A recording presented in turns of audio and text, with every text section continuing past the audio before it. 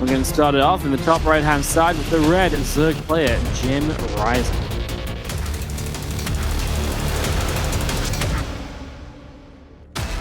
This guy's already out of Latin America because he's in Korea.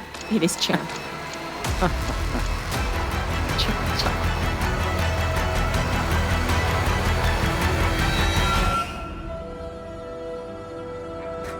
Couldn't help it. Apparently, a lot of these guys are out of Latin America, though. That's news crazy. every day. Yeah, I had no idea about Terran, actually. I'm surprised that didn't come up in a previous season at some point. Or maybe it's just a new thing. Well, Terran, yeah, I mean, he didn't make it last season, but I guess previous seasons, pretty much last year, right? It's so weird to think of such a long off season because the format of these particular tournaments is so, it encompasses so much time when it's on, right? But then it is a big gap where we go from winter to last chance to Katowice, and then that's the official off seasons after that. So it feels like it's been forever since DreamHack Winter, which was the last time we had this format prior to summer. Anyways, but you get what I'm saying? Like it does feel like a huge gap of time. Yeah, no, definitely does. As we have 2,000 atmospheres for map 1. What do we see in the CVZ? Like, what builds are we expecting? What play styles are coming out? Are these guys going to mix it up a whole bunch? What are we thinking, Zombie Grub? Well, I gotta say that JimRising's always been a tricky guy. So, I didn't see his particular ZVZs, and I don't remember if I saw him last year. No, I definitely didn't see him last season, because I couldn't pass the first week. But it just, is it going to be surprising if JimRising's the more aggressive one? No. Is it going to be surprising if he does something very unorthodox, like a, super fast 215 layer for fast mutas? No, because he's done that as long as I've really been passing him, which has been a while. Loves his fast mutas in any matchup and still brings it out occasionally, although it's totally not in meta. Cham's the one who I'm just like super solid. Roaches come to mind for him a lot as well. And that does mean that maybe he's open to the trickery that JimRising can throw at people. This guy is just, I said it yesterday, kind of a Latin America Bly. Never count him out. The Latin American Bly. No, it's not a bad way of phrasing it. Yeah, I seem to remember when they played last season, there was definitely some Mutalisks and a bit of a crazy base trade involved. And that was a really hype game because obviously I think JimRising actually then beat Cham, and it was like, that was the first time. It was like, wait, that's not meant to happen. And it was just very exciting in general. This game already off to a fun one. Cham not going for that link speed. He'll start an Evo chamber here. We'll see what upgrade he does want to go into. If he wants to just completely bypass link speed and play into roaches and plus 1 missiles, that's a very brave way of playing. Typically, I would expect something more like a carapace upgrade plus link speed at the same time. But then, if you're going to do that, he could have already started link speed at this stage. So it does look more like we're going to see missiles and just playing gasless. And meanwhile, there's just link speed, and a roach roaring coming down with JimRising and a couple of Evos. So he's faking the idea of playing roaches, but he's actually going to play this big link flood. Not the most complex trick in the book. In fact, it's one of the oldest tricks in the book. One that Cham should be very well aware of and prepared at the potential. But it still can pack a wallop, because if you are now taking this guy seriously after he's defeated you 2 best of 3s, you also don't want to be cutting the corners against safety, nor do you want to be cutting the corners against economy. That old dilemma where you're like, well, I could get Overlord speed and I could get like a Bailiness that I don't actually end up using, but then what if I lose to the guy because I'm not in such a good position? Oh no, he's actually link flooding me. Well, this is probably the least surprising of the options. Is Cham actually prepared to go? He's got a wall off in the natural, but that third, is obviously up for grabs. Yeah, JimRising has to make a decision here. What exactly he wants to do? He's going to put feelings on the third, and if feelings on the wall, which I don't mind, he doesn't want to take down the wall. He wants to fight the queens in the wall. So that's his current plan. He will get rid of the third hatchery. Obviously, remember, he didn't take his own third hatchery and faking the idea of playing castless roaches. So yeah, he just sort of says, okay, I'll take down your hatch, I'll back away.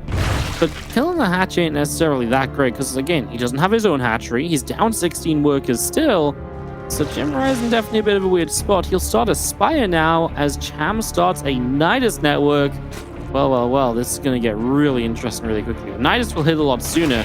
I don't think we actually get much of a chance for the Spire to come into play unless JimRising first survives the Nidus attack, and then he's obviously going to be in a good position anyway. It's not a surprising follow-up either from Cham here. JimRising, he's going to have to be looking out for Nidus Worms and canceling them before they even begin. That's how he can actually get to Mutas. But since you can put a Nidus Worm down anywhere, and the point is you still have him closer, that might be problematic. Actually puts it right in the main base, but the Ling's just over out of position. They might not be back in time. Just drones and a Queen trying to tear it down, but it's over 80% done. More Queens are coming, but JimRising is not going to be able to get the cancel. Roaches will come out. Queens, don't! Jeez, no! That's not a lot of units that popped out of there. Another Nidus Worm is going to be necessary. And those Lings are going to clean up like half of Cham's army and go hunting again for a Nidus Worm elsewhere. I mean, the Queen got out, the Transfuse came in, but then there was only the one Queen, only the one Transfusion, and that wasn't enough. Now you have the attack at the front, and honestly, that might be okay, although you're still talking about 10 roaches of production from JimRising, so he's bought himself some very important time here by, well, just, you know, not actually dying to the initial Nidus. It was kind of clutch. He had no vision in his main base as well for a long time, by the way. He just moved the Queen there to check last second. That really obviously helped him in spotting that and doing something about it. As we move on forward here, these roaches are going to dive in. There's Mutas in production, so they're going to start to slowly pick away at Cham's army. Question is, how quickly will this army die? And will it be able to get some serious damage done before it gets cleaned up? Also, is Cham going to commit? He's going to double down. He's going to send more Queens through and perhaps even drones to make Spore Crawlers. He's already making one. And there is a second one also queued up, but the one Queen getting focus fired by the very tiny amount of Mutas might just be enough to get them on top of the Spore Crawlers and then can help out against the Roaches. But the Roaches are actually already in trouble for JimRising, so Mutas are going to have to deal with the Roaches, Queens, and Spores. And JimRising never got to replace his Roach Horns, so it's not like he can go back into a ground army. Yep, as now we got these spores coming through, and that is going to be GG. Cham is able to make it happen in game number 1, so he's able to pick up that first map victory. And that is got to feel good after obviously coming off the 2-0 the other day. That's just finally a step in the right direction for him, gives him a little bit of breathing room. And I think Cham really needs that. Calm him down a little bit. Get your head back in this series without worrying about, you know, oh, you just can't beat this guy sort of thing. Of the two series they played previously in DreamHacks, it was both 2-0s in JimRising's favor. So already different with the map going to Cham. I think you're absolutely right. This kind of reminds him that, like, yeah, I am a damn good player. Like, yeah, I'm not going to lose to this guy. It's not over yet, though. It is kind of funny how that game played out because of the trickeries that we see in ZVZ. Those were kind of the most basic ones, in my opinion. The fake Roach into the Speedling attack. Trying to go up into the Mutas is a common follow-up, not always, but it can be. And JimRising being the person who's doing it, I think you say, okay, yeah, always that Spire follow-up. And Cham was like, I'll just Nidus Worm, right? It felt like it almost got orchestrated in a way that it almost looked like Cham orchestrated it. He was like, you're gonna Ling speed all me and go to Mutas, and I'm gonna be totally okay with you getting a third hatch. Which, it could be the case. But then that, what if JimRising really was just, going into more Roaches, not a Spire. Anyways, it's looked very good for Cham. JimRising got nothing really going for him. That was enough, obviously. He got the loss. Yep. Now we go into game number 2. I think Cham just had a good backup plan, right? Or a good response to what was going on. I don't think it was the plan all along. I think he just saw what was happening, took it, ran with it. Worked out. The first Nidus going into the main was really clutch from JimRising because he actually had no vision in the main on the edges, and then he was like, maybe there's a Nidus. And he walks the Queen over, and the Queen gets there as the Nidus goes down. So it's like, just as it's too late for Cham to not do it. It was unfortunate, then it still led to a loss. We're going to game 2, Jagannatha, the ZVZ, quick and fearsome. That's what a lot of these games between Cham and JimRising are like. Let's find out if it keeps it up on Jagannatha, of course.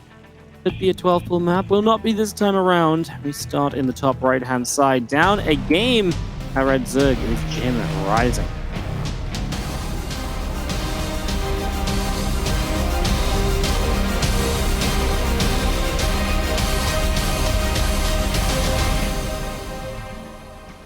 In the bottom left, as the blue Zerg, it is Cham.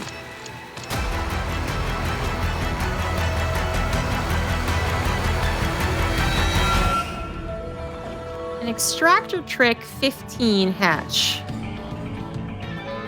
With an actual extractor, too. Hmm. I don't know. I'm like, I'm not being weird here. That's weird. It is very good. I genuinely don't know. I have seen, I mean, this is going to be a real throwback, but I think Xanser actually had a couple of like these Is it 15, 14. Is it similar to the, was it not something Scarlet did in GSL? Similar to that? I'm not sure exactly what that build was against It Rogue. might have been. I think you're right because I Because it remember looks just like a hatchery first, and you actually have just like super fast link speed. exactly. Yes, that's exactly what he did. So I feel like I'm not going to say he like started it or anything. I just remember saying this once previously, being like, "Well, that reminds me of something that Xanster did," and even back then it was a pretty old reference. But it was Scarlet or Xanster. Point is, like, it can look very deceiving, and then you actually do go for an all-in here or a very dedicated Ling amount, let's say that. And JimRising's not going to be wise to it until the Lings appear underneath his Overlord. Yeah, and that first Overlord's going to see it's a hatchery first too, and then you obviously you assume hatchery first because of the timing. So then you kind of back away a little bit. You're like, okay, just going to back it up. Don't want to die to a queen or anything. Yeah, starts a queen low ground. You can only afford one queen right away. And obviously that means that you're starting at low ground to make it look just super normal so that Overlord backs off. And yeah, Cham is selling as well so far. Gonna pop a couple of Lings out, and they're gonna go venturing forward across to the upper side of the map. So away they will go, and we kind of wait for this big Ling flood to come through. Even a Baneling Nest. So this is fully committed from Cham. That low ground hatchery is just a complete fake out. Like, there is nothing that's gonna come from that. Maybe a little bit of lava. Exactly. Everything about this is just selling JimRising into being mega greedy and getting into a position where he'll just never be able to defend. And if JimRising doesn't send 2 Lings straight across the map to scout for exactly this, then it's problematic. It's problematic if it's like one of the more normal Ling floods that can happen off of the normal 16 hatch timing. So that's what it really comes down to. But these ones are going to be too late. The Lings already reveal themselves underneath the Overlord. JimRising has to set up a wall, but there's already actually 2 gaps. A surface area. He's going to try and build another one, but he doesn't look like he has enough minerals. This drone actually doesn't know what it wants to do, or I guess it's just getting prepared. Yeah, just trying to set up a secondary wall, knowing the queens will eventually die. This is just so bad because both your queens are going to end up going down so quickly, and then you've got no DPS behind this wall off. One queen going to be behind the wall. Oh, well, this is just complete another access. Now the Banelings come in, and these Zerglings are going to be able to get through as well.